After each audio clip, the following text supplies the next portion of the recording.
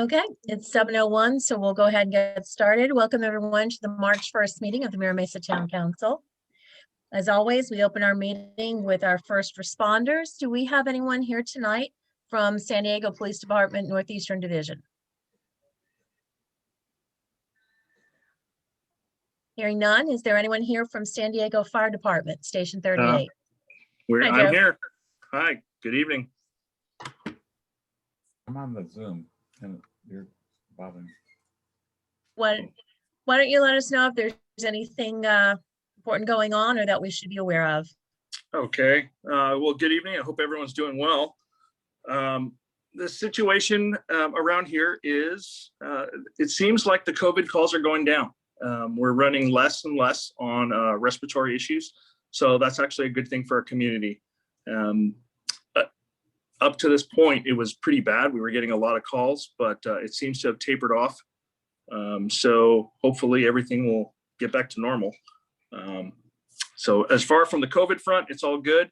The fire department is doing their best. We're running, when we have vaccines, we're running, I think 3 vaccination stations throughout the city. And so it's taxing our members, but we're out there to help. So that's pretty much the rundown for COVID recently. The homeless activity in the area around here, PD has done a pretty good job. I know that City Streets has been doing some work cleaning some of the stuff up around the library. And so there seems to be less, that I've noticed, homeless activity in the park right next to the station. It's actually been nice and quiet. So, you know, it's a good thing. We recently had a structure fire down the street. The individual was also a coach for a I think it was an elementary school or a high school. And they got displaced. So unfortunately, that was just down the street and they've had to relocate. And that's the only other significant issue.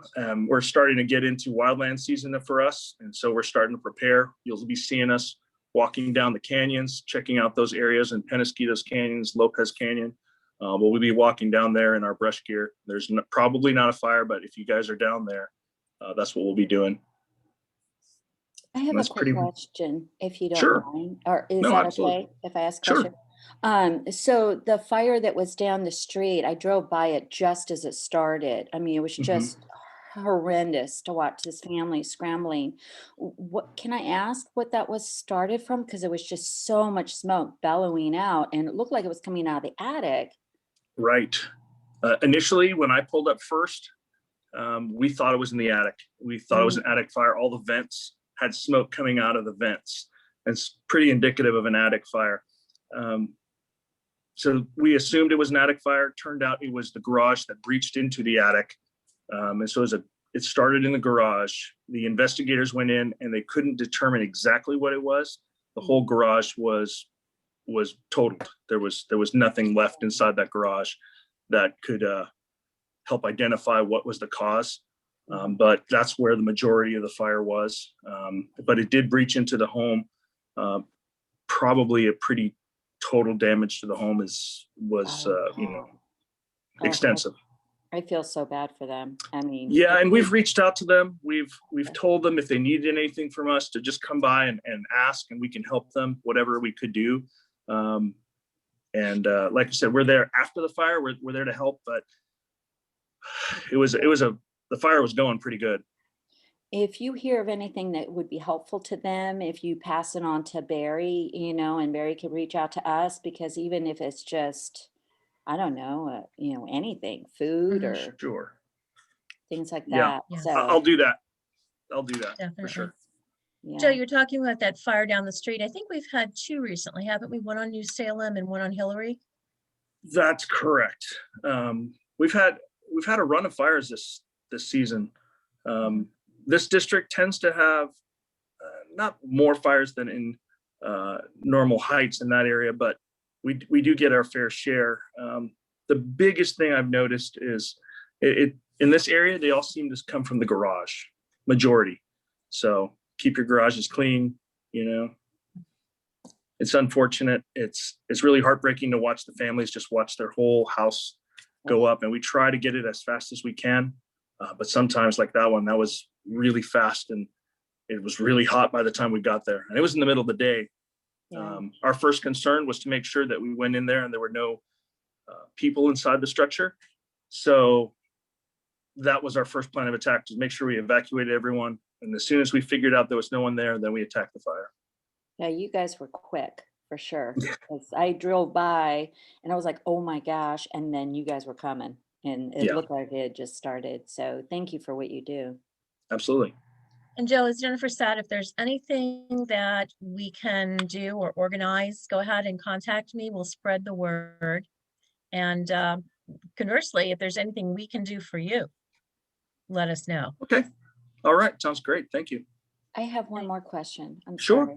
sorry. Is there a particular place or an area where the homeless tend to congregate?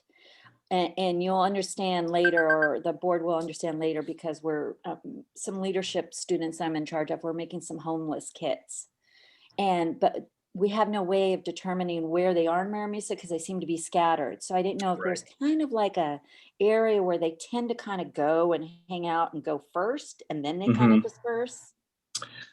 They tend to hang out in the parks. So the park at the end of Camino Ruiz, the park here in New Salem. In the library, they were doing that for a while, but now that there seems to be activity in the library, they're doing some maintenance in that area. They're not there. The hotspots are the park, and we usually get the calls at nighttime over in the park, and we sometimes get them over by the car detailing shop between the car wash and the high school. Okay. And then all the canyons. They'll sleep out in the canyons. So. Okay. Thank you. Mm-hmm. Any other questions? All right, Joe, thank you for being here tonight. All right. Thank you. Have a good evening. Appreciate it. You too. All right. Bye. All right, moving on, we're going to ask for the members' approval of the minutes from the last meeting. Those have been at the town council website. Take a moment if you want to pull them up, and then we will ask if there are any corrections, additions, etc.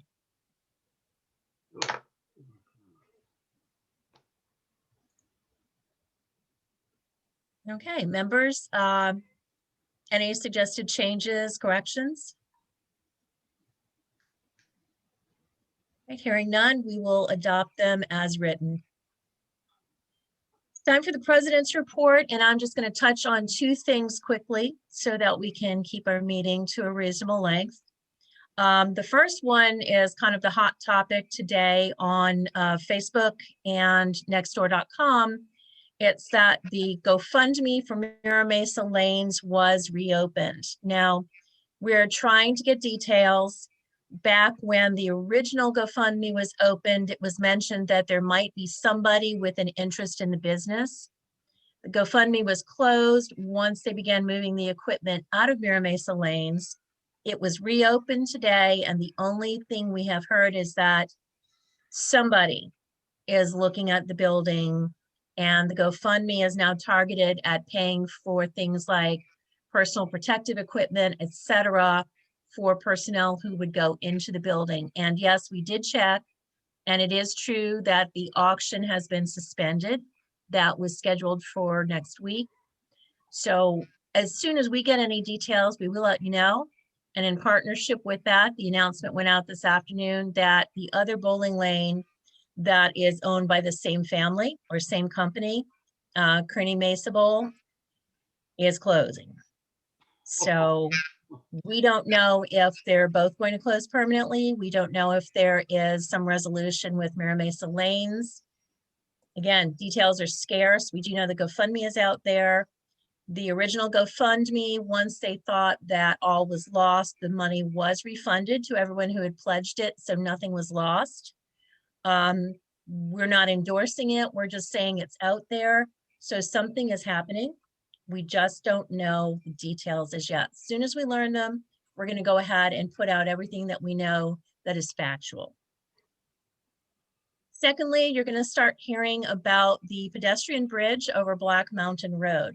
There's a task force that has started meeting, responding to the complaints that we have been having about graffiti, homeless, crime, the lights being broken, etc.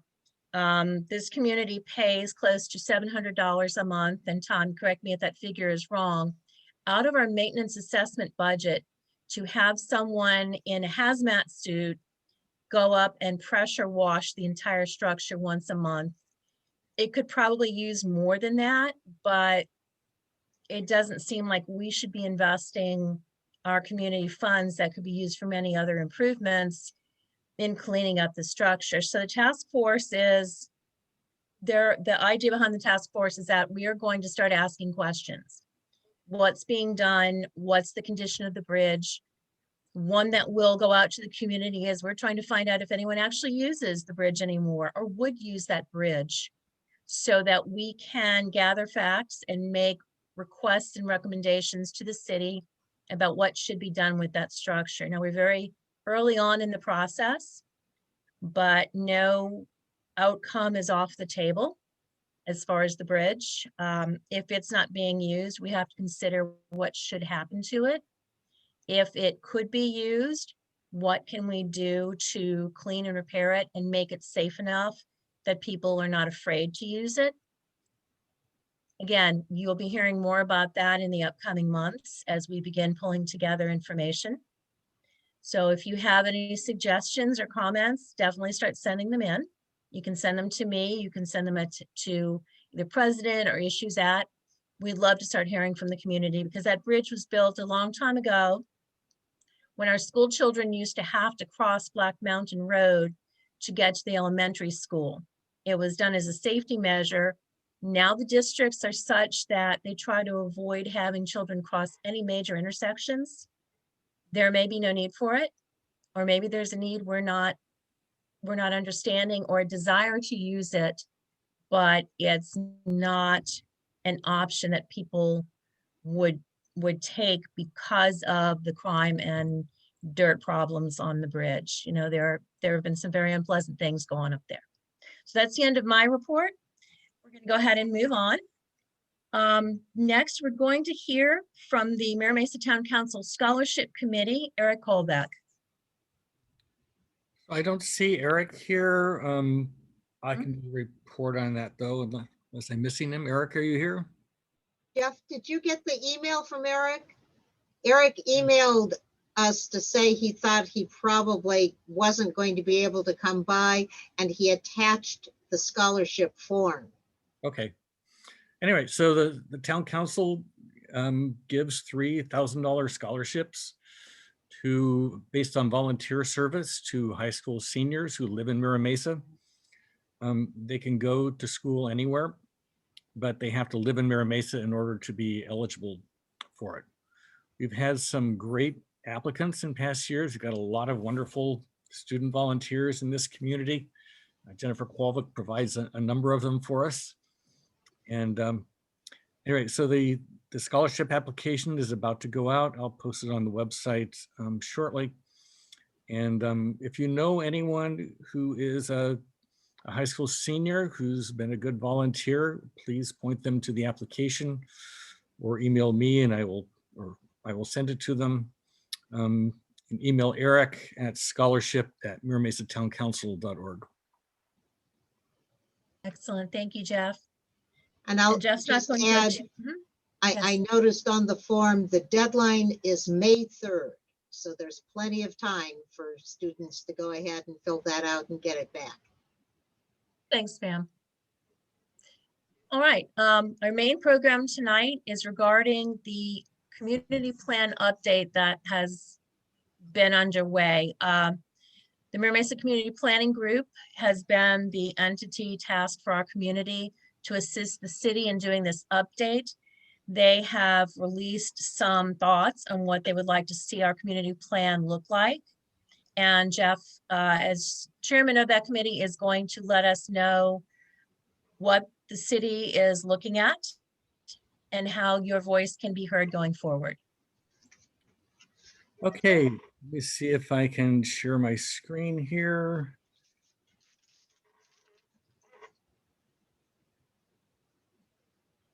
I want this one.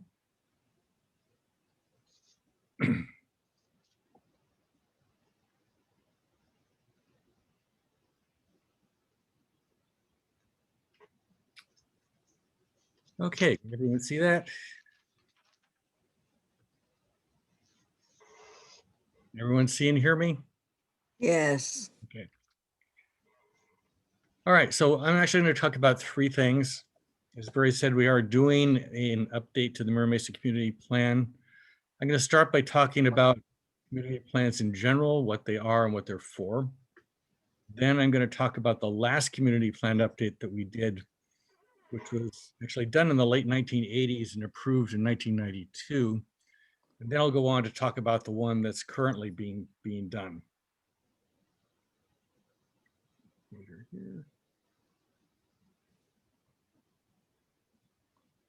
All right, so what is a community plan? What goes into it?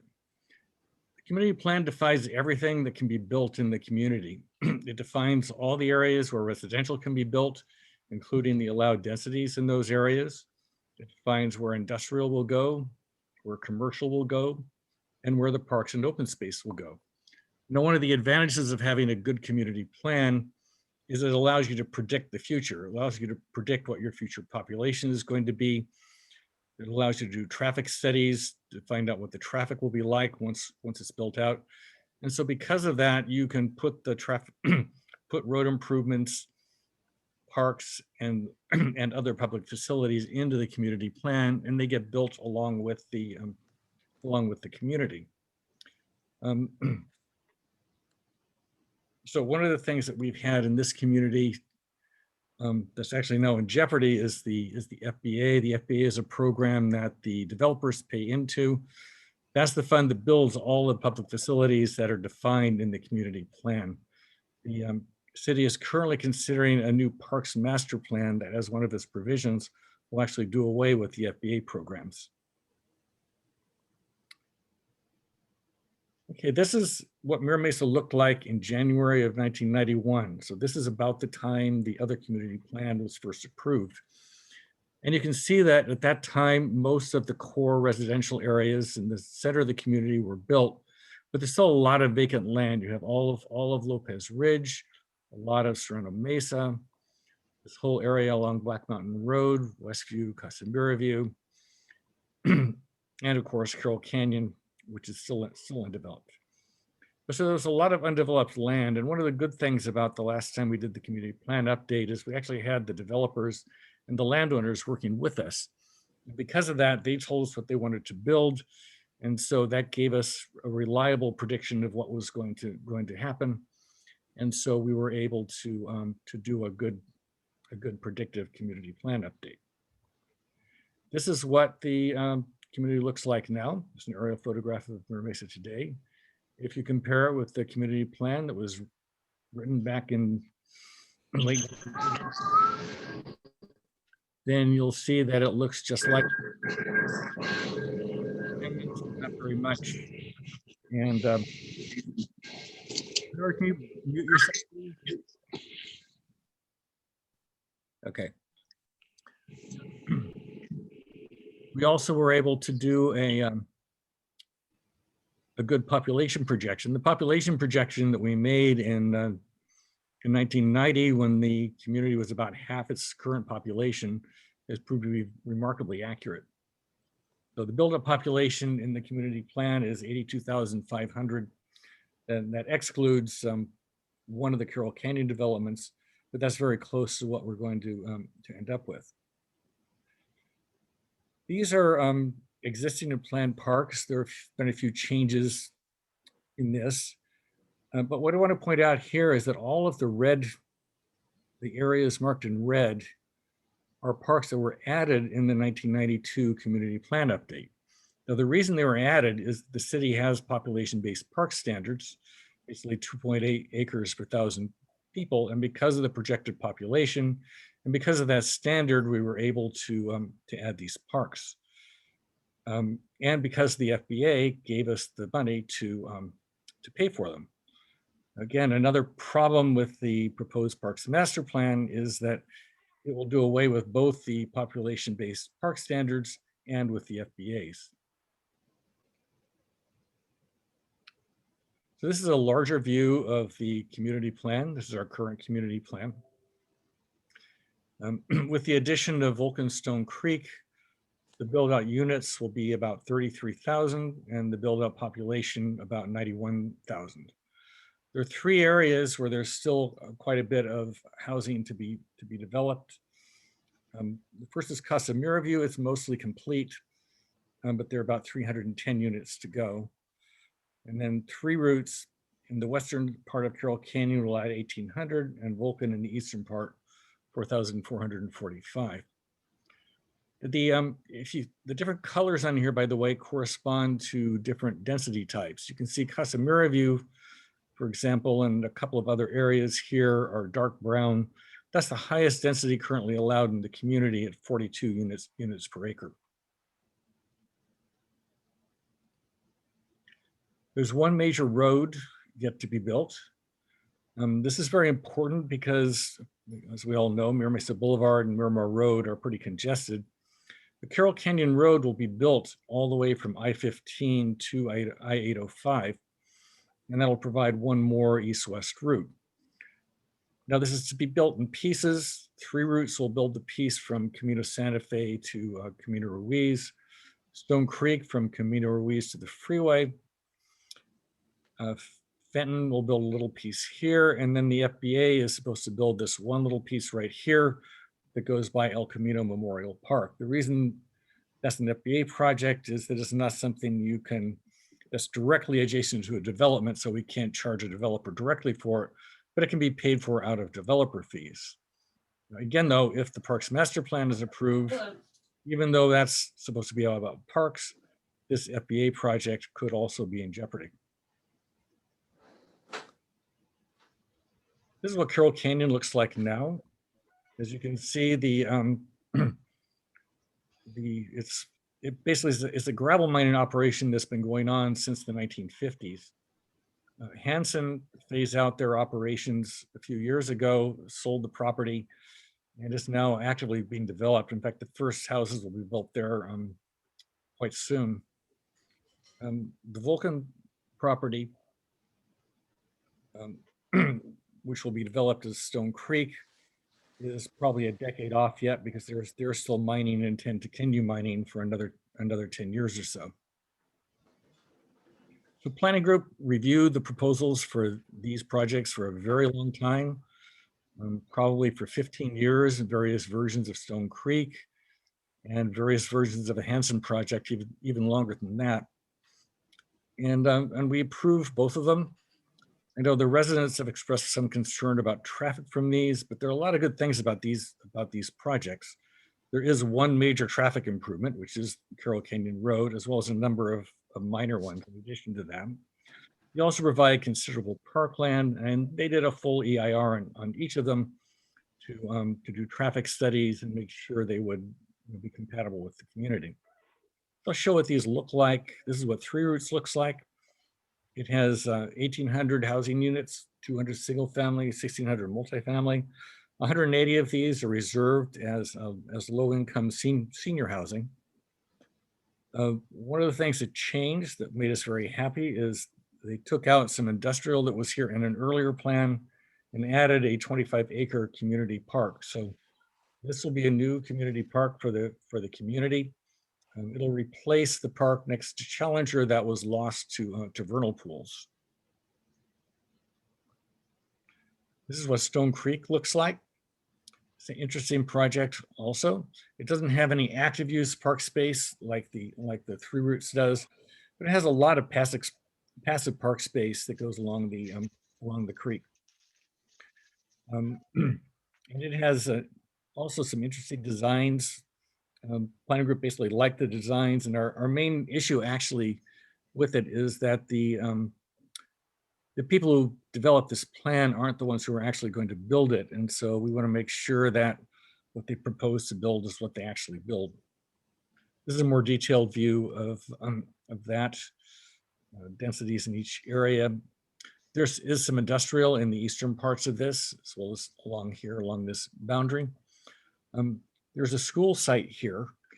That's a site the city would have to buy it from them. The school district would have to buy it from them, but it's been reserved as a site so that if in the future another school is needed, the school district will be able to buy that. All right, so that's where we are now. That's the end of our current community plan. The city is now doing a major update, and they're proposing high-density residential development in all of the shopping centers and in 3 to 5 areas in Serrano Mesa. The details are all at these links. I'll put these links in the chat after this presentation is over. But if you go to the planning group page on the town council website, this one, you can find your way to all of these. All right, so this shows airport noise and focus areas. What that means is airport noise puts some constraints on what can be built. In particular, no residential can be built to the south of this 65 dB CNEL lines. That is, the airport noise is loud enough that they don't allow any residential in that area. Also, this area over here is the accident potential zone. So of course, no housing can be built there either. The airport, the reason there's this hump here is the Julian departure. Airplanes take off and then they turn north and go out this way. That's actually the reason why all of Serrano Mesa was zoned as industrial to begin with, is because of the Miramar overflights. But the city is looking at these now. They're desperate for housing, so they're looking to see where they can put it. And they're considering the Serrano Mesa industrial area, as well as the central area in the community around the Mira Mesa Mall and the Target Center, and the eastern area from Seafood City out to the theater, as well as an area down here along in Miramar along Black Mountain Road. So they've come back with a couple of iterations on this. This is the first one they came up with in September 2019. This is the corner of Mira Mesa Boulevard and Camino Ruiz. Below here is a block image of all of that. As you can see, it basically covers all of the parking areas with high density housing. There were 3 versions of this, options 1, 2, and 3. This is option 2, the middle one. The higher density option actually removed even all of the anchor stores. This is what the eastern area looked like. It basically covered all of the area from Seafood City out to the theater with housing, leaving very little of the surface parking in place. And this again is a diagram of what, just a visualization of what that might look like. So this proposal did not go over very well. This kind of additional density, people just did not like. There were a couple of people who liked it, but in general, most of the community's reaction to this was very negative. So the city came back with a new proposal in April of 2020 that scaled back a lot of that development. So this is, again, there are 3 scenarios, 1, 2, and 3. This is the middle one, but for the town center, it now has redevelopment in a more limited area and preserves quite a bit of the surface parking. This is an aerial view of what that would look like. And this is what the eastern area would look like. They'd taken out all of the stuff west of Black Mountain Road and basically concentrated in areas near the near the market center. So this one was greeted with a certain amount of relief compared to the first one. It still adds a fair amount of housing, but quite a bit less than what was proposed originally. So then in November of 2020, the city did a public survey. They put out these designs and they asked people to choose between options 1, 2, and 3. So this is the Mira Mesa Town Center area. This option 2 is what I showed you before. And then we have the less dense and the more dense options as options 1 and 3. These have in them 450 units, 750 units, and 1,600 units in the 3 designs, with densities of 29, 44, and 54 dwelling units per acre. Again, just for comparison, Casa Mira View is 1,800 units at 42 units per acre, just a little bit less than this. The results of the survey came out with this sort of interesting barbell shape where people tended to pick either the smaller or or the or the most developed areas, and less so the middle. I don't think that's because people didn't like the intermediate one. I think it's because people who were worried about the impacts tended to pick the least developed version, and people who liked the the amenities and the nicer pictures tended to pick the higher one, and so that sort of left the medium one out. This is what Mira Mesa Gateway looked like in that survey. And the middle one is the one that I showed you before. And again, we have this interesting barbell shape where 38% of the recipients each picked the least developed and the most developed, and not as many picked the middle. This one has 350, 560, and 1,350 units with densities of 44, 54, and 73 dwelling units per acre. Okay, so that's what we thought we were voting on when we all took this survey, was choices between these. And then last month, the city came back with this. So this now covers the entire area from Seafood City to the theater, the community village, the center area, and 3 areas in Serrano Mesa. Now the Serrano Mesa areas were also in the survey. I didn't show them in the interest of time, but these are also proposals that we looked at designs for. And it also adds an area around Camino Ruiz and Capricorn, and this area out here on Mercy Road, as well as some areas down along Miramar Road. So this is the least dense of the 3 designs. These densities here are actually what was shown in the survey, but in the survey, it was shown limited to a much smaller area of this, whereas these cover the entire areas. And this, by the city's estimates, would add 12,000 new housing units and a population increase of 19,000. This is option 2. Basically, all the densities are increased in all the different areas. There's housing added to this little business park. It's just west of Camino Ruiz. And a 4th area here is added in Serrano Mesa. This option would add 16,000 new housing units and a population increase of 27,000. This is the 3rd option. Again, all the densities are higher, up to 73 units per area in the area between Seafood City and the theater, 54 and 73 in the town center, and a 5th area added in Serrano Mesa. So those are now the proposals that we have in front of us, and we need to figure out what to do with them. A couple more things about this. This is also from the city's presentation. These are open space parks and trails. The city does have some interesting new trail ideas. There's no money to pay for them, but there are some good ideas here. One is increasing making the trail that goes along the south edge of Lopez Canyon go all the way out to Camino Santa Fe. That would be very nice. There's a trail that would lead down into Penasquitos Canyon from Calle Cristobal. Another one that goes here along Rattlesnake Canyon. So those proposals were enthusiastically received.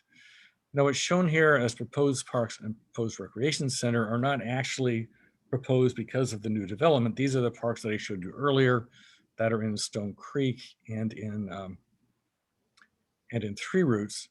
The recreation center is an FBA project that again is vulnerable to the changes that are being proposed right now in the Parks Master Plan that could also kill that project.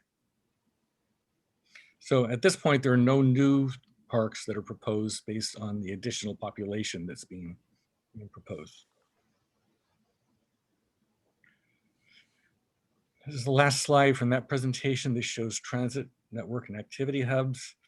The only way this kind of density works is if you have first-rate transit and people use it. And they seem to be really counting on that. Again, there's no money for it and no proposal that would actually give us transit that is good enough to really do that.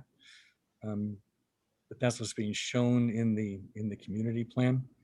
There's a really nice idea here for a skyway that goes from the commuter rail stop in Serrano Valley up to Pacific Heights. And at least one version of these, it actually continues all the way out to the center of the community. I'm enthusiastic about that idea. Again, there's no money, so how we actually get something like this built and funded and operating is not so clear. It also goes the other direction up onto Torrey Pines Mesa.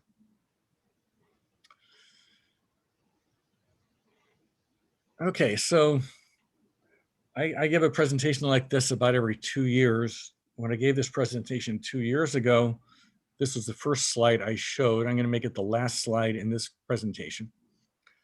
Mira Mesa was actually infamous in its beginning because developers came out and they built lots of affordable single-family homes that sold very well, but without any schools, parks, or other public facilities.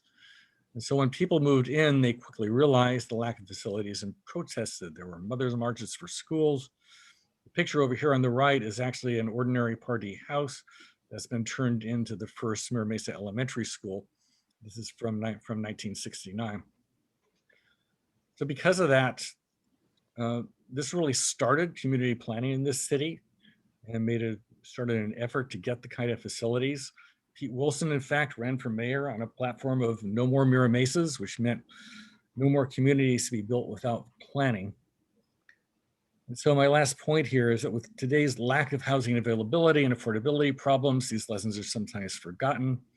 The city has been advocating faster housing with reduced importance given to the public facilities.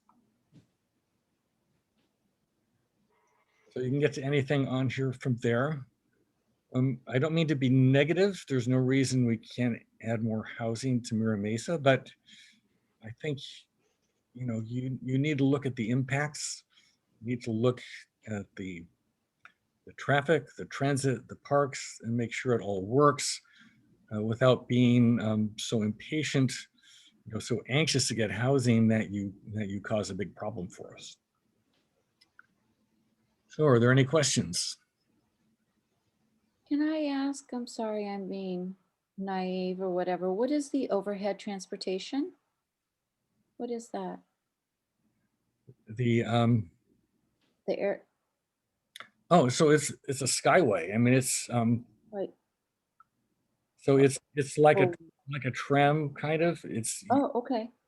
that would go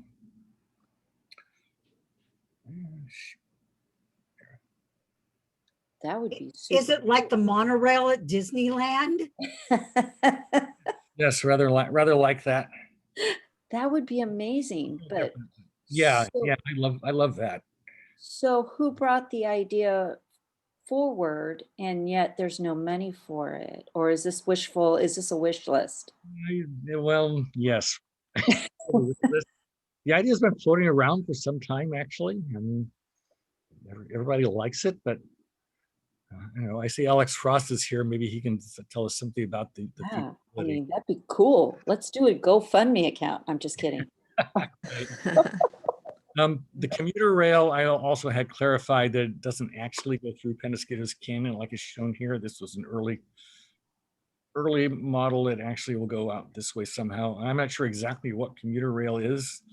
Maybe something like the trolley, but you can see those are just sort of straight lines drawn in there, and it's not clear where they would actually go. It's unlikely it goes south through the airbase either.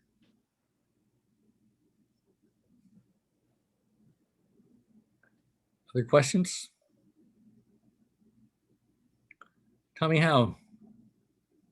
Just a real quick question, and if Alex is here, maybe he can chime in on this as well. But on the east end of the projected end of Carroll Canyon Road, motorists will have to make a left or a right on Black Mountain to access the 15, correct? On the east end of, if I have an accurate enough picture here. I just asked because I know ladder 44 is over there, and that could be a tough place to have a traffic jam. So Carroll Canyon Road will go out this way and connect with the existing Carroll Canyon Road. Okay, okay, gotcha. My Linda will connect with my Linda here. Oh, I see how that's gonna work. Okay, thank you, Jeff. More of a problem is that I'm pretty sure they'll have to eliminate street parking along here. If you've been by there, as in any area that has apartments, there are way too many cars and not enough parking. Other questions? So you're saying that the builders fund is going away, that they're no longer going to ask builders to put extra money in, like that fee? I forgot what it was called, the FBRC, whatever. So FBA Facilities Benefit Assessment Yes. is the fund that developers pay into. And it's not only community specific, but it pays for a specific list of facilities that are identified in the community plan. And that's going away. So if the Parks Master Plan is approved, what they will do is replace the community specific FBA programs with a citywide DIF fee that will go into a centralized fund downtown. And then you have to fight with all of the other communities to get any of it back again. So if things are built in our neighborhood, that money goes to the city to be distributed amongst all of San Diego, but not the community where the thing was built necessarily. Yeah, that's right. And this is happening, or it's proposed to happen? It's proposed to happen. It's the Parks Master Plan, which is part of the Complete Communities program. You can find out about it on the city's website, except that part of it is not made very clearly there. And the logic behind this The logic change? behind it is that some parts of the city have been underfunded for parks. The older parts of the city don't have many parks. They don't have much money. So they look at us and say, gosh, you guys have lots more money than we do. So we'd really like to have some of that here. So that's basically the argument. Okay, thank you. This is not a new process. When we first had Melrose come in the early 90s, much of that money went to the black hole of city government, and it was used to build Malcolm X Library and other places. So it was not generated and spent in the same zip code. So this is not new. The school district operates much like that now. When all the housing was built in Mira Mesa, all the developer fees that were dedicated to schools went downtown, and they decided how to spend them. And as you probably recognize, the only way schools have ever been built here is with a bond issue. Am I right, Marv? And it's also sad because then we have to go through the entire process to be able to get the whole thing about the new schools. And we can talk about at length the whole problem with our new school at Parkdale and the mitigation we've had to do and all sorts of different stuff. So, yep, Salk. Okay, so Alex is here, our community planner. Alex, you want to say anything? Hello, everyone. Alex Frost, project manager for the Mira Mesa Community Plan Update. Great presentation, Jeff. I think you covered it. If anyone has any questions, I'm happy to answer.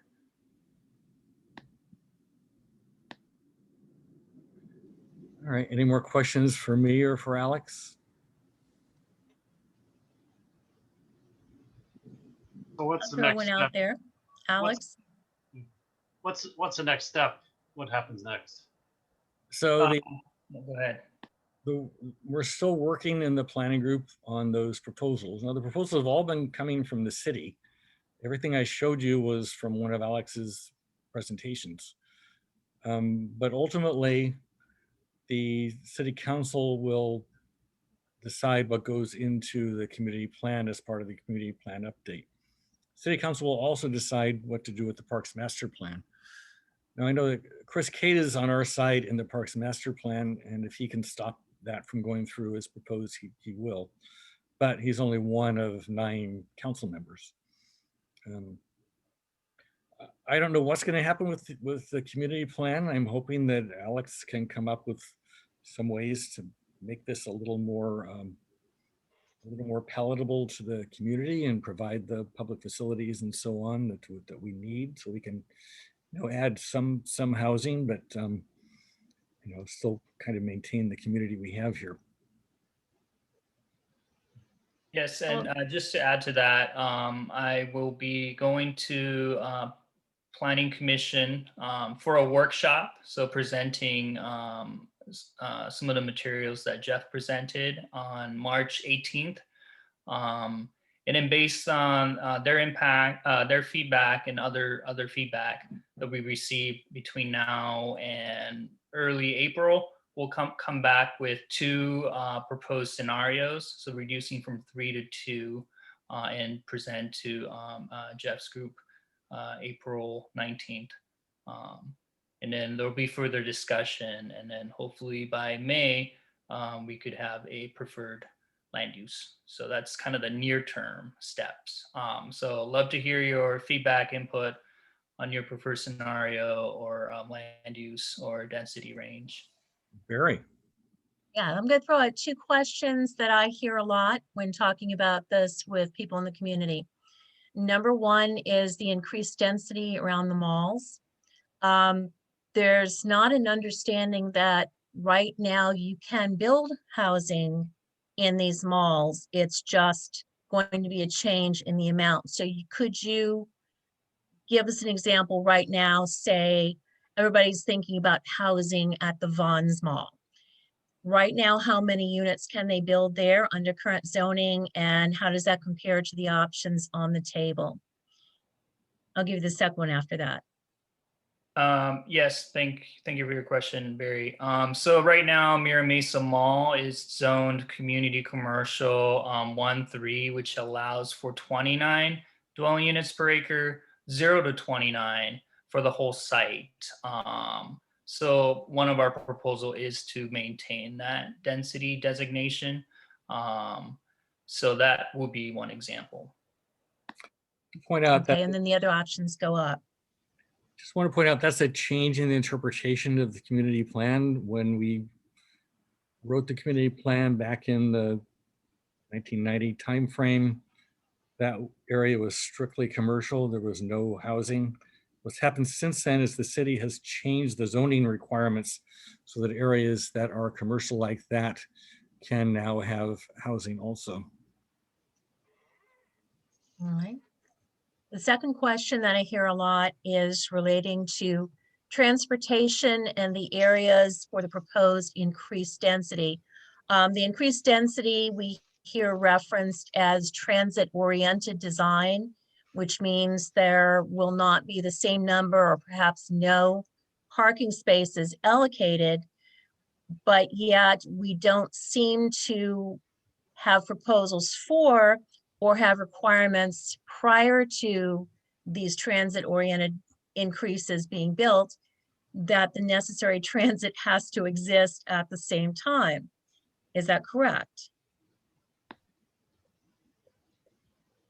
Yes, that is correct. I think this is a challenge, and a lot of frustration we hear from community is that, we heard loud and clear transit first, right? From some of the committee members before the new housing. And with transit, SANDAG, San Diego Association of Regional Government, they are the jurisdiction responsible for transit planning. So SANDAG is updating their regional transportation plan right now called San Diego Forward. And so they plan regionally for, driving, taking transit, walking, biking. And so as a city, we try to collaborate with them and especially lobby them to make sure, from my perspective, Mira Mesa has adequate quality, transit system. So that's part of the planning. But Sandag, will change their proposal frequently as well. So the Skyway or the aerial gondola was their initial proposal from 4 years ago. And it will still be part of the plan, but now they have the high-speed commuter rail concept, which will be mostly underground or grade separated, connecting essentially Oceanside to the border and everywhere in between. So that's a whole nother process. Funding is an issue, and it requires a ballot initiative. And we know how uncertain that is. So yeah, those are all the kind of challenges facing planning in the future of San Diego. And there is no way in the plan to require that sufficient transit be in place before these developments are allowed. Yeah, it's kind of chicken or egg question. Transit first or housing first. I think a lot of the advocates will say, well, you need sufficient transit supportive density before bringing in,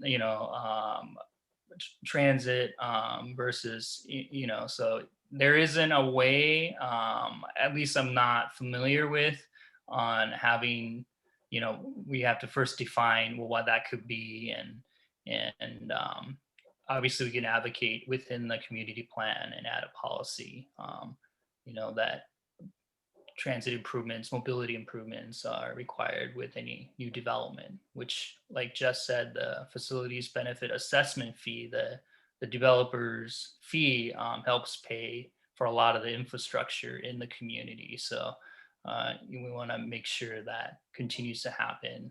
Thank you. Other questions? Sabrina, you're just scratching your head. Jeff, thank you for a wonderful presentation. Alex, thank you for jumping in and taking some of our questions. All right, moving on, we're going to go to government and community resources. First will be Mira Mesa Community Recreation Group. Is Joe Frichtel here?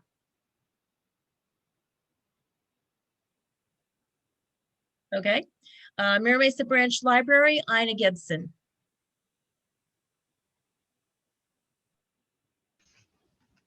Hello, everybody.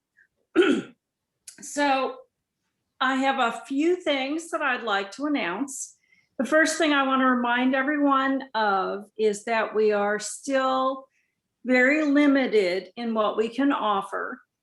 We do allow some people in the library, but our maximum capacity is very small. There are a limited number of things you can do in the library safely. So I'm sorry, we are not making any immediate changes to add browsing or hanging out or studying in our study corrals. We just can't do it safely yet. So I apologize. We are doing as much as we can safely. So you can come in, you can use a computer for an hour, you can get transactional help, which is defined as like we can pull books for you, we can help you with issues with your card, we can get you new cards, we can update your card, but it's just not safe to hang out. And I know that that's probably, there are two questions that we get most frequently, which is, can I come in and just pull books from your shelf? No, I'm sorry, we have to do that for you. And the other thing is, do you have quiet study spaces? The only thing we are able to offer safely is we do have our Wi-Fi available from 8 a.m. to 8 p.m. It's accessible in the entirety of our parking lot. So you can park your car, be safe, maybe drive through Starbucks first, so you can enjoy a little bit of shot of caffeine as you use our Wi-Fi. We do have a lot of virtual programming, so do check out the library's website. There is our overall System-wide programming is known as the virtual hub. Individuals sign up to provide programming on the virtual hub. It's on the calendar. So for those of you who know how to access the calendar and have done it in the past, you can still do it. It's just a little different. It's a virtual programming. There's also virtual homework help. So the Do Your Homework at the Library program is available basically all over San Diego now. You have to, if you get on our website, you have to send an email to the regional managers, and they will sign your child in to a session or sessions. So the good news is, the bad news is it's virtual. It's not the usual one-on-one, but the good news is that it's not limited to 11 locations or 12 locations. It's available to anyone in San Diego. For those of you who are following the Winter Reading Challenge and may have signed yourselves or your kids up, the time for sign up is over, but we will be providing prizes through this Saturday, March 6th. So if you haven't picked up your prize, they're kind of cool prizes because the library didn't have to pay for them. So do come in and pick up your prize. Speaking of picking up things, not only can you pick up holds, but we have a lot of craft kits, some of which are provided craft and activity kits. So if you're looking for things to keep your kids active and get them the skills that they would have gotten in school if they were in person, but because of virtual, they don't get cutting practice and other fine motor skills. We do have craft kits that involve a lot of cutting, gluing, creativity, drawing. So come in, just when you call for your holds or you want to come into the library, just say, I have 3 kids, I'd like craft kits, and we're happy to give them to you as soon as we have them. We've been fortunate at Mira Mesa in that we have gotten a little ahead. So we have the next 3 staged rather than kind of going, I'm sorry, we're between craft kits. We will be able to provide them, I think, between now and at least the end of May. In April, to celebrate National Poetry Month, we have a very cool program that we will be providing pages from really grungy books. The pages are fine. To celebrate National Poetry Month, we're doing a blackout poetry project. And for those of you who may or may not know what blackout poetry is, you take a text and you choose words and you create a poem out of that text by crossing out words you aren't using, and you keep the words you are going to use in the same order. And it's very cool and very fun. My staff, I've introduced my staff. The opposite of a word search. Yeah. Whoever said that, yeah. And it's very cool. And you can make your poem as elaborate. It could be 1 or 2 words. It could be 10 words. It could be 20 words out of the page, all in the same order. And you can either just use a black Sharpie to black out words that aren't part of your poem, or you can elaborately create art out of it. We'll have 2 examples at least posted in probably the end of this month, now that we're in March. And you can come in and you can pick up a packet of pages and some simple instructions, and we are going to be giving some prizes. All right, anybody have any questions?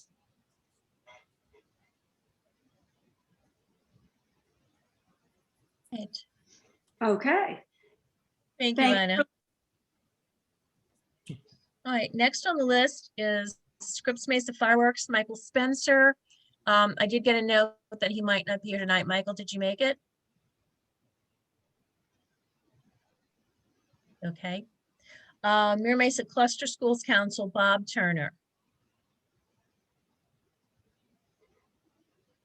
you know, if Bob's not here, is John LeBeau involved with the cluster council? John, I see your name here. I don't know if you're actually participating No, tonight. no, Pam. My kids graduated and I finished with schools. Okay, not anymore. You used to be, I know.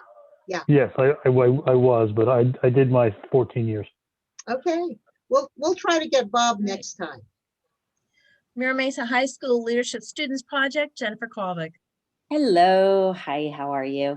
So, yeah, I just wanted to give a little bit of a presentation on these amazing leadership students that I have. So we're a member of the FCCLA, which is the Family, Career and Community Leaders of America. And we're also a CTSO, which is Career Technical Student Association, and we're one of the few that are down here in San Diego Unified School District. So they are just, gung-ho on doing all kinds of community service. So we've done 2 blanket drives. The last one we just did, oh my gosh, we collected, I think, 60 blankets, whole bunch of sweatshirts, socks, all of that. That was all delivered downtown that following weekend, given out to the homeless. A couple of the students in my leadership group have applied for grants to help with a couple more projects they want to do. Right now we're doing a food drive and it's almost over. So if anybody has canned foods that they want to drop off at my house, by all means, I will take it and take care of it. But there's 2 big projects that we are working on, and this is where I kind of need your help. One of them is we are doing a adopt a succulent, and we actually got a grant for that to help, but I don't think that it's going to pay for everything. So what we're going to do is we're going to make planter boxes with succulents in them and put them in different parts around the school to kind of help beautify. Now, we just had a whole bunch of landscaping done, and most of them are pine trees. So the custodial, after talking to them, thought it would be a great idea if you guys could actually plant some succulents.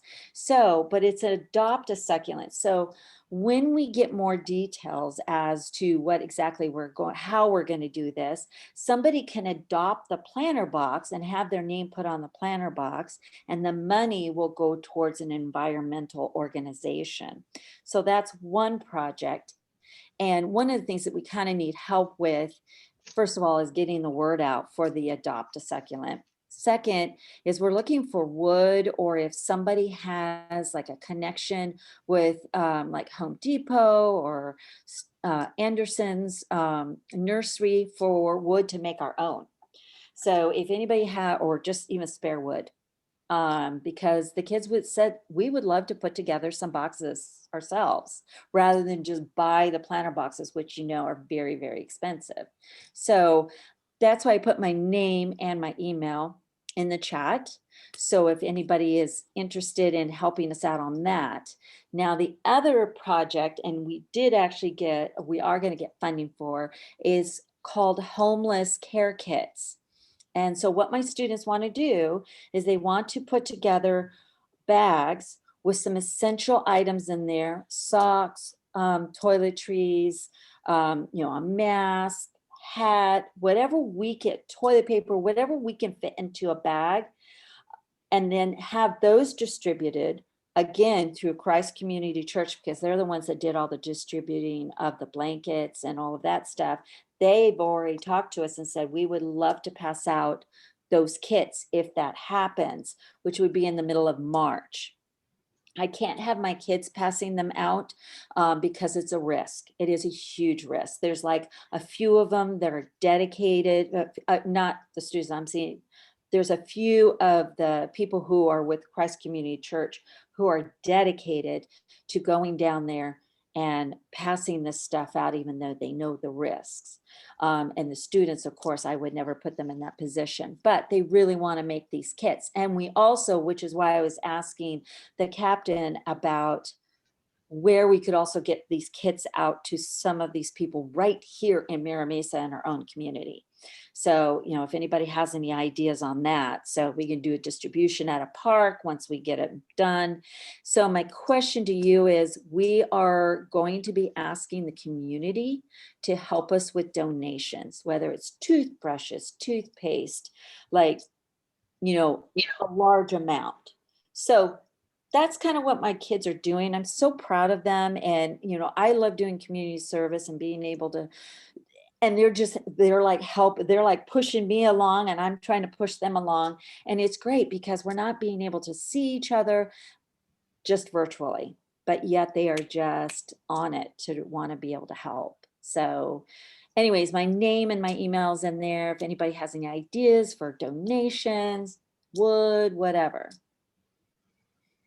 Excellent. And I see a question. Can a Girl Scout troop participate in the Adopt a Succulent project? You mean like adopt one or work with us? Because we do have another club at the high school that is going to work with us as well. I'll have to find out, because the student, you know, it is a high school project right at this moment. So I'll have to find out. Please email me though. I'd appreciate it. Do you guys have any questions? I know that was fast, but I was trying not to take a lot of time. Dorothy? Well, okay, let me see if I'm muted. No, we can hear You're you. unmuted. Okay, all right. This is a little off topic, but you know those banner pictures that were taken so long ago? Whatever happened to those? I was in one of them. After a certain amount of time, we do have to get rid of them, but I can check and just see if I still have them in my room. Because I would like to have mine. Yeah, possibly if it's there, I will absolutely get it to you, but I would have to unravel. If I have any left, I'll have to unravel them and find yours. Okay, and the second thing is I do have a small amount of wood in my backyard, but it's not wood, it's mainly firewood. Oh, okay. Yeah, I don't know might be if hard.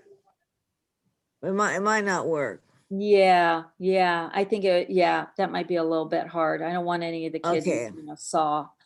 Okay, yeah, okay. But thank you, Dorothy. Sure, you're And welcome. I will look and see what banners I have stored in my room. Or Okay? even if you have the virtual copy that I could transfer to my phone, I'd love to have that. Okay, I will see what I can find out for you. Thank you. Of course.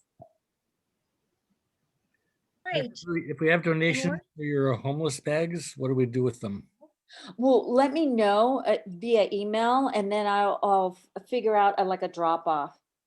Okay. For that, because I don't know if the student who's kind of like created this project, if she wants to be the drop off or if it's okay for me to be it. I'm assuming she'll probably say, please do it, Miss Kay. So I'll just email me and we'll figure it out. We are going to hopefully get some money to help with this project, I hope, too. Jennifer, I don't see your information in you said you put it in the chat. Oh yeah, I'm like second from the top. Maybe I put it in there too early. Oh yeah, I came Scroll on up a in little bit chat, later, it's so I may have there. missed it. Okay, I'm putting it in Yes, there yeah, again. second from the top still. After Yeah, I 11. think for those of us that came in a little bit later, Gotcha. I got the we email in missed there it. now. You see the Okay. email in there? Yeah, thank Yep. you. Thank you. Thanks, Jennifer. Uh-huh, All right, we're gonna absolutely. move on to the elected officials. First up, San Diego Unified School District Board Member Sabrina Bazzo. Okay, well, hi everyone. So just to give you, well, I'll try to keep it brief because there's a lot going on, as you can imagine. So last Monday, there was an agreement between the district and the teachers union, and Terry Ong can also help me with this, but I'm just going to read a couple things. Well, what the main criteria that was agreed to includes on-site mitigation factors in accordance with relevant health authorities and UCSD guidance. So basically, what that means is trying to make sure they have proper ventilation. They already had like PPE and all the supplies, I believe, in place, but they also want to make sure they're partnering with public health experts through UCSD, and they're trying to make sure all the air conditioning units are up to par. They're also trying to make sure that there's air purifiers, and also there has to be a certain number of air exchanges, I think it's called, within an hour that meets the ventilation, where they want the ventilation to be the proper ventilation, I guess you might say. And then the second thing is San Diego County. So they want San Diego County to be in the red tier for the risk level. Right now, as most of you know, we're still in purple. It is continuing to drop as far as the cases. And this school reopening date would be April 12th. Initially, they had talked about kind of doing a gradual, starting with elementary school, middle school, high school. But now it sounds like we're just going for it, and all grades are going to be starting on April 12th. The last thing, the major criteria is to make sure that teachers have the opportunity to get vaccinated between now and then. And vaccinations did start for educators on this past Saturday. So, they're not forcing the teachers to get vaccinated, but they are making it the opportunity available and accessible, so that they will be ready to go by April 12th, given that they have to do a first and second vaccination.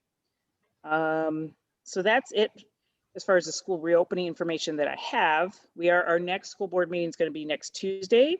And in between then, you can also check the San Diego Unified School District website, and it will give you any additional information about any updates. The other thing I wanted to mention was the tutoring program that we started here in Mira Mesa. I brought, I don't know, I think it was like sometime last year that I had a couple of high school students that also really wanted to help out, and they've started this tutoring program that I've been working with them on, as well as a retired teacher, retired principal, Lori Heinzman from Sandberg Elementary.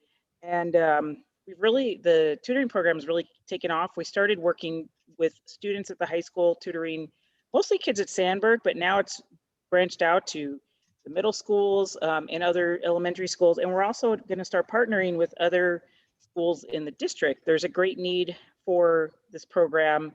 It's totally volunteer, totally free. We're trying to get it out to the students that need it the most and maybe don't have resources available to pay for a tutor.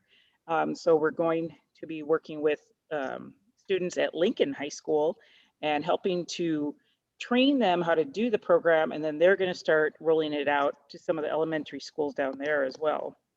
So those are just a couple of highlights of what's going on. And I know it's been a long time since we've had our schools open, but thank goodness now we at least have a date and a set plan in place, and are moving forward from there.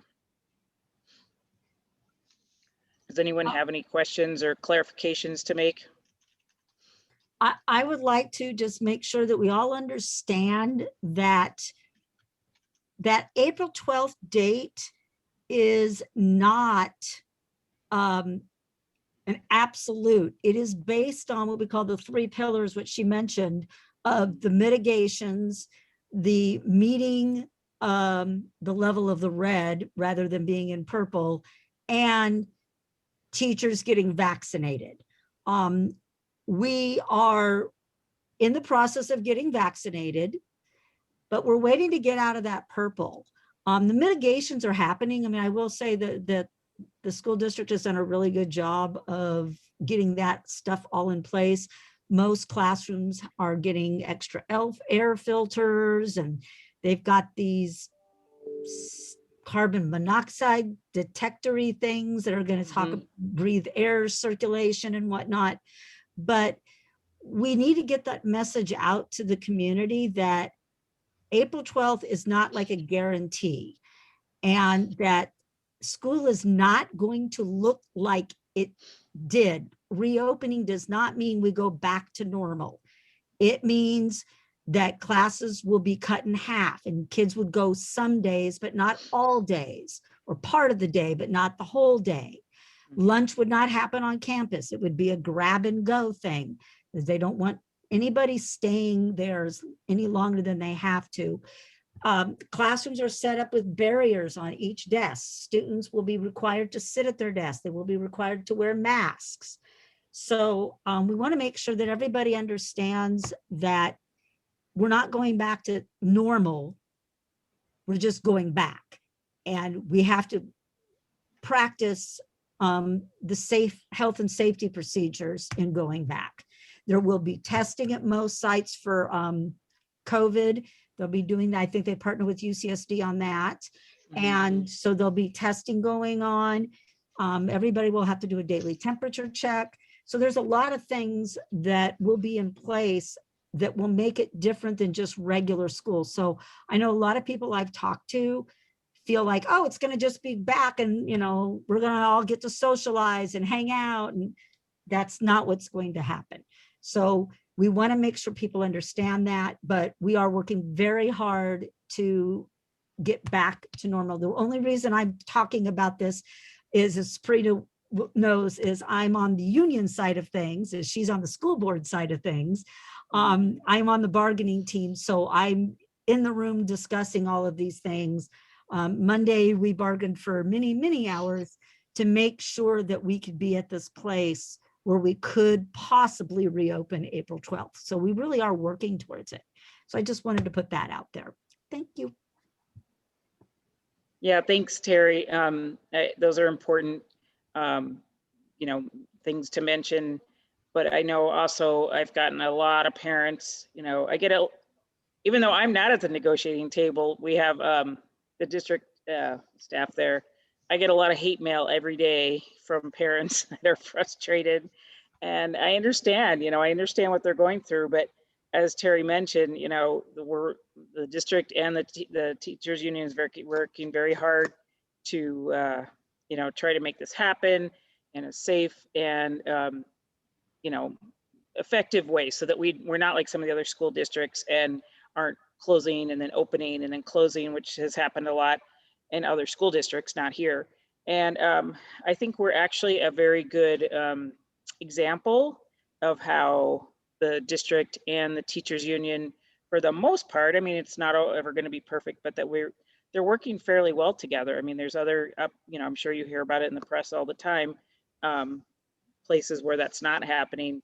And I think it's just going to make it that much better as we do move forward, because we want to have like a healthy relationship, so that when the students are back, you know, it's going to be a, I don't know, not a coercive kind of, you know, forcing teachers into a situation, but we're coming back together. And so it's going to be a, you know, a safe, but also collaborative kind of relationship.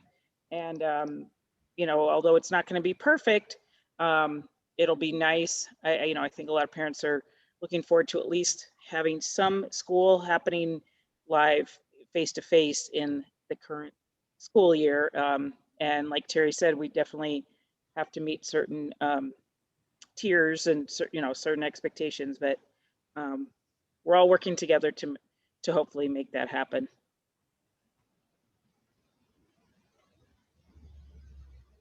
All right, any last questions? Yeah. I have a question for either Sabrina or Terry. When is spring break with San Diego Unified? That's a good question.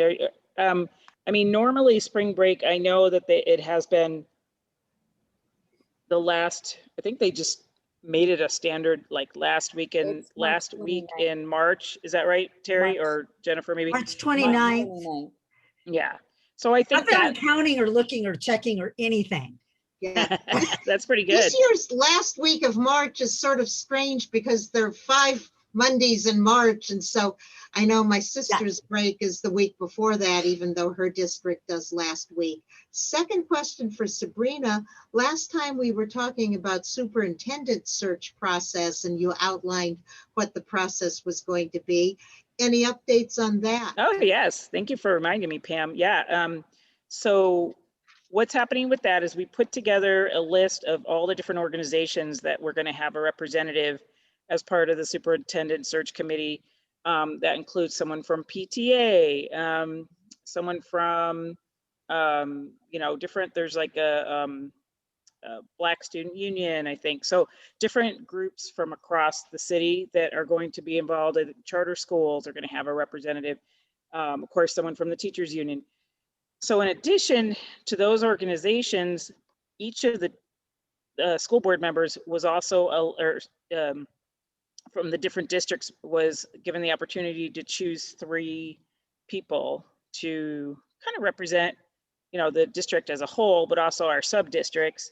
So my choices, it was hard because you only get 3, and I also, I didn't want it to just, it's great, I know good people, but I also wanted to not to be just limited to someone I've worked with, but also I was looking at, what a diverse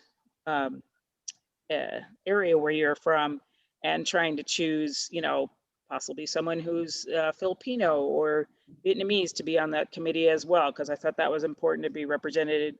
So my first person is John Lee Evans, who you guys probably all know. He's our the previous school board member who's been there for about 12 years.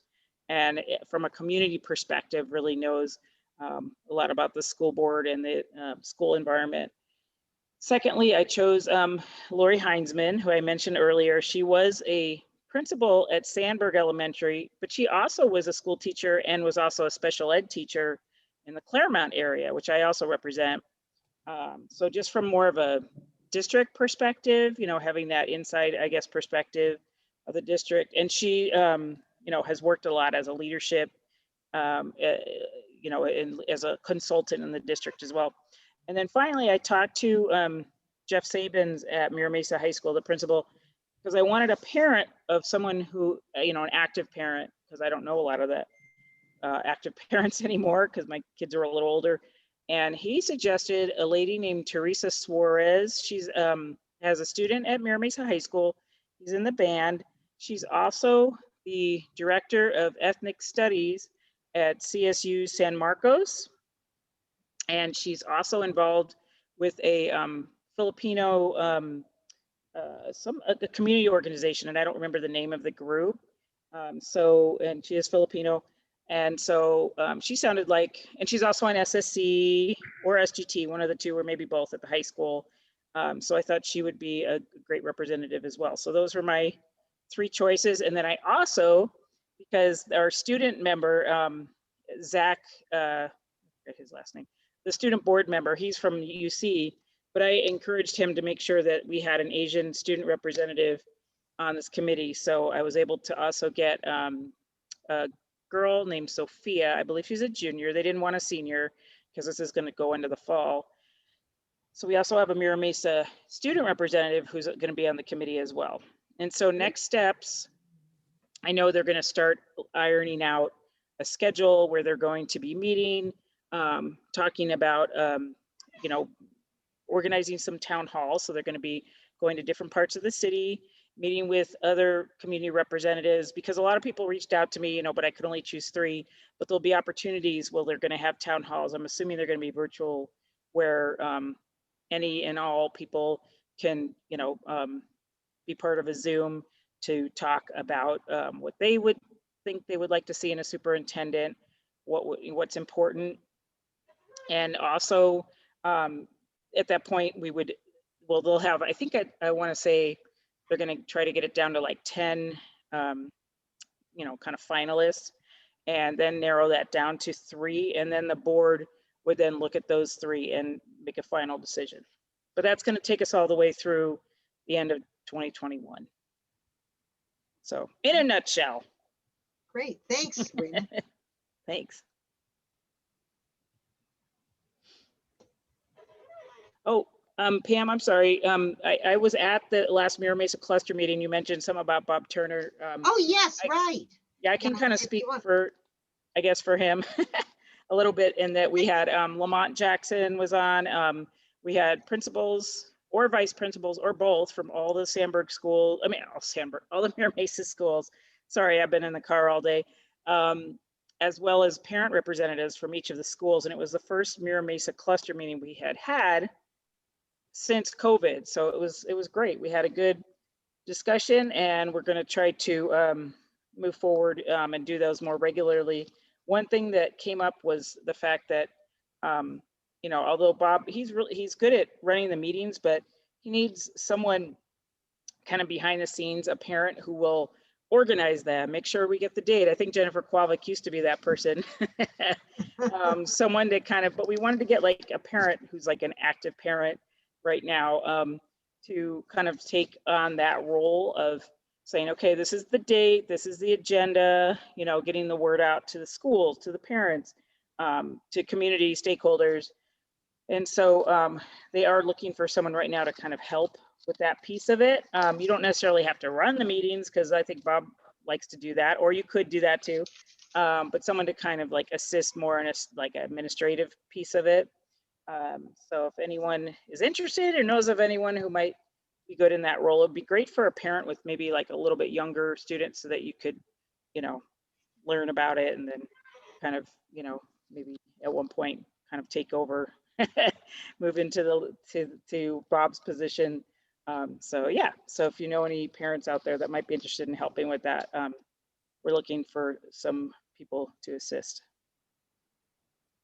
All right, we're going to go ahead and move on. We have a few more people for the evening. Sabrina, thank you. We're going to have you back next month for more. Next up, San Diego Community College District Board Member Bernie Reinerson. Hey, thank you. Hi, everybody. Lot going on at the San Diego Community College District right now. So I'll give you a little update, and then if anybody has any questions, feel free to ask. We are still virtual. So Miramar College is pretty much all virtual, and will be through the spring semester and probably into the summer. And our staff is still evaluating what we will be doing in the fall. We have a new member on the board. As you all probably know, Sean Elo was elected to the city council. And so about 2 weeks ago, the board reviewed applications, and we selected a wonderful woman by the name of Hazel Arroyo. She lives down in the South Park area, very active in the schools down there. And she has a master's in public health, so she brings some interesting capabilities to the board, and she's already hit the ground running. What we've been really busy on is we have our own chancellor search. Constance Carroll is retiring effective June 30th. Dr. Carroll has been with the district, has been our chancellor, I believe, for 16 years. And before that, she was president of Mesa College. So that will be some pretty big shoes to fill. Our board, we had a search process similar to what Sabrina was talking about over the last year. And our search committee narrowed the candidates down to 4 candidates, which came to San Diego virtually last week. There were 2 internal candidates, Pam Luster, who's the president of Mesa, Dr. Carlos Turner Cortez, who's the president of Continuing Ed. And then there was a chancellor from Pima Community College District in Tucson, and a chancellor from a community college in Missouri, Barbara Cavalier, and Lee Lambert from Tucson. So they each had a day last week where they did virtual town halls. They met with different segments of the campus community, and our board interviewed each one of them, and we're still in the process of doing those interviews and making a decision, and we'll hopefully in a week or so have our decision who will be the next chancellor of the San Diego Community College District. On some other fronts, one of the things that I've been working on over the last couple of years is trying to bring baccalaureate degrees into California community colleges. And we were successful in doing that a couple of years ago by getting a pilot project that started 15 baccalaureate programs, and they're really workforce degrees in California. And we got one in San Diego at Mesa College, where there's a baccalaureate degree in health information management. Those students are graduating with their bachelor's degree and getting jobs in our local healthcare systems, making 70, 80, 90,000 a year, really seeing big salary increases, and it's a big demand. So baccalaureate degrees in community colleges could be expanded if we can get legislation. I think it's AB 924 that was just introduced. Jose Medina is the author, and we're trying to open that up so that we can have more baccalaureate programs at more campuses in California, which is something we really need to meet workforce demand. We have a new president at Miramar who's been there for a while now, Wes Lundberg. I'm not sure he was hired during COVID, so I'm sure Wes hasn't been able to get out into the community, but hopefully maybe you've had a chance to meet him virtually. He's doing a great job keeping Miramar going strong. That's kind of it in a nutshell. I'd be happy to answer any questions that anybody might have about Miramar or any of our other community colleges.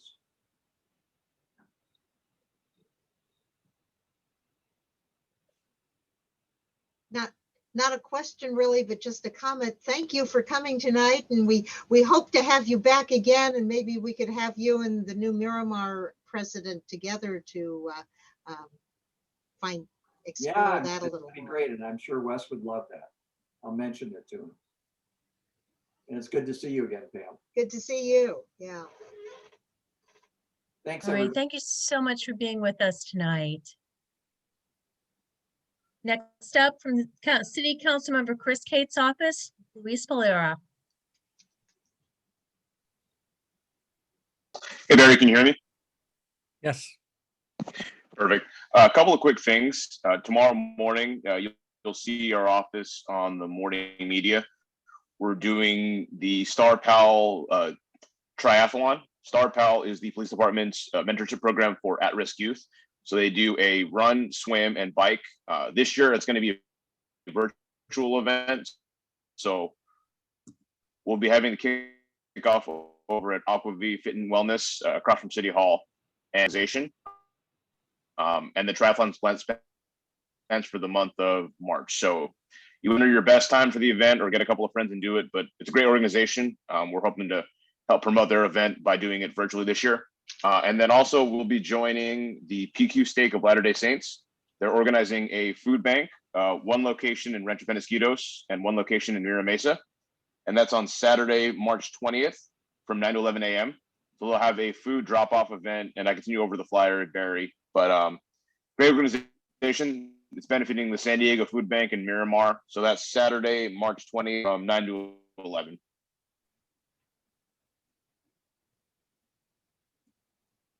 All right. Any questions for Luis? Luis, Parkdale and Gold Coast.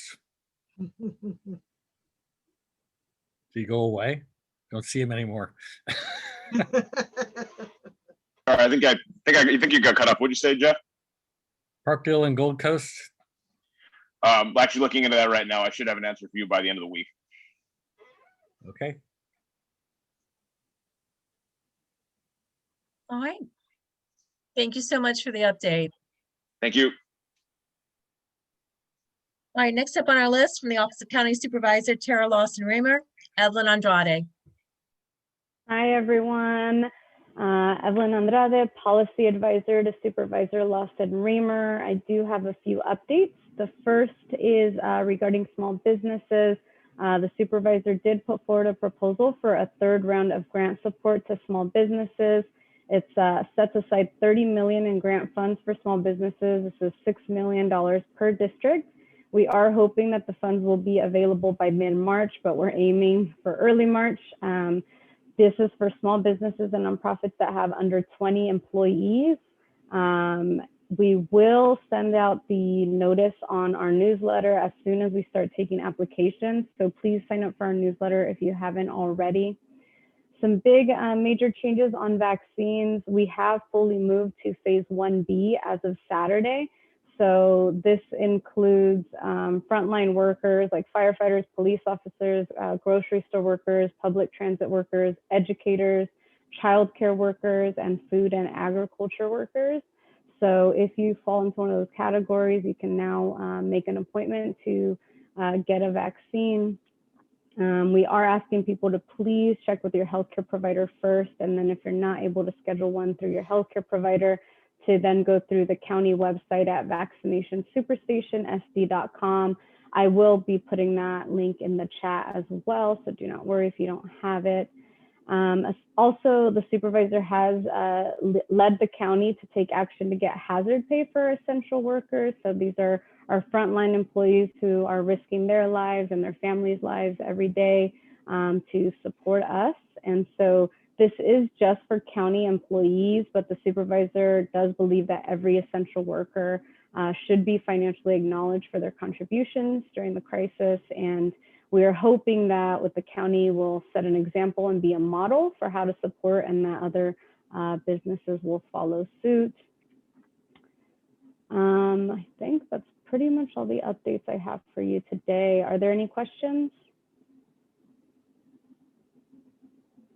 All right, I'll put my contact information in the chat as well. If anything comes up, you can feel free to email me or call me. Thanks, everyone. I was just going to ask you to clarify, do you know when the grant application process will begin? We do not. We're hoping for hopefully in the next couple of weeks at the latest. Perfect, thank you. Thanks, Barry. All right, from the office of Mayor Todd Gloria, Michaela Voth. Hello, good evening, everybody. My name is Michaela. I'm Mayor Todd Gloria's Director of Community Engagement and the Community Representative for Council District 6. Couple of things I'm going to put in the chat. The first is, so the city, well, the state beat us to it, or they superseded us, but we do have a state eviction moratorium in place. The city also has an eviction moratorium in place for commercial businesses as well. And you'll see that the county has a rental assistance program, but that's for all cities besides the city of San Diego and the city of Chula Vista. So you may be like, well, where's our, rental assistance money? It's coming, and I'll put the link for interest link. So if you know anybody who's in need of rental assistance money, maybe they lost their job, they're behind on rent, or their landlord has been forgiving a couple months, please encourage them to sign up for the interest link. Also, the San Diego Library Foundation has asked that we help push out their survey for their future projects. And then lastly, some exciting news today. The mayor was able to announce the start of San Diego Community Choice Energy. Super wonky. As a millennial, it took me a while to figure out what that was. I won't bore you with the details, but I'll put more information in the chat. And then kind of like Evelyn was saying, the city has also been a direct recipient of vaccines from the county. And there are certain times where we may have extra vaccines on hand. When that's the case, I'll be in touch with Barry and Jeff and community leaders just to let them know that the city has extra doses at our Balboa Park Municipal Gym. It's still quite away from Mira Mesa. We've been having mobile sites in Council District 4, 8, and 9. Maybe we can work on getting a mobile site in Mira Mesa too. But just kind of stay alert for that as well. And that'll conclude my report, and I'll put all that information in the chat right now. Right. Do we have any questions?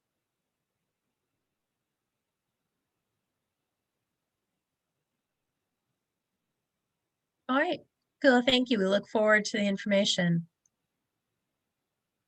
All right, Assemblyman Brian Mainshine, Rob Knudsen, are you here?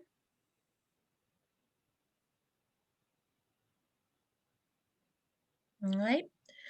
State Senator Tony Atkins, Diana Lara.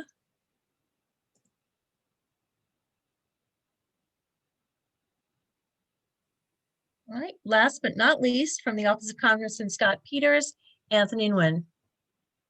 Thanks, Barry. Good evening, everyone. Just two quick updates for me. So last Friday, the House did pass the American Rescue Plan. This is the 1.9 trillion COVID spending bill that you all probably heard about in the news. Things that are included in this package includes the $1,400 per adult in terms of the stimulus checks.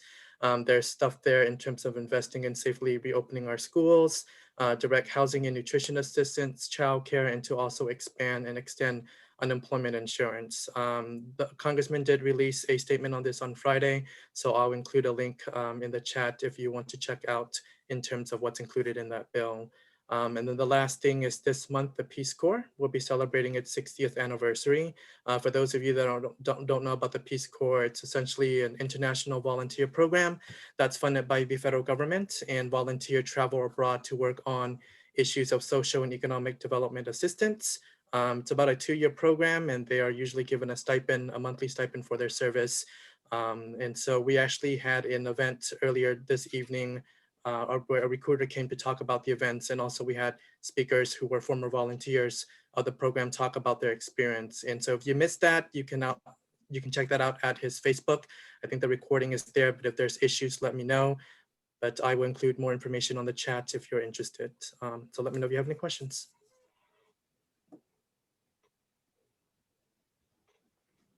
Thank you. Anthony, can you Anthony. email me a report? That's been helpful when you've done it in the past. Will do. Thank you. All right, Jeff, are open you the forum. secretary? Sorry. Sorry, Jeff's the secretary? Yes. Good to know. Jeff, I can email you my report too. Yes.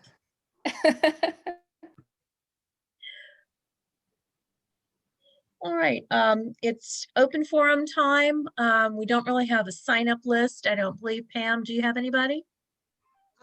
No, the one person I had messaged was Marcy, who does the working on the GoFundMe, but I don't know if she had a chance to see my message, and I had said sign in and put, open forum in the comments, but she hasn't signed in, has she, Jeff? No. I don't think she's here. So, and is there anybody else who put anything in the chat that they want to do open forum? I don't think so. Is there anybody here who has something for open forum?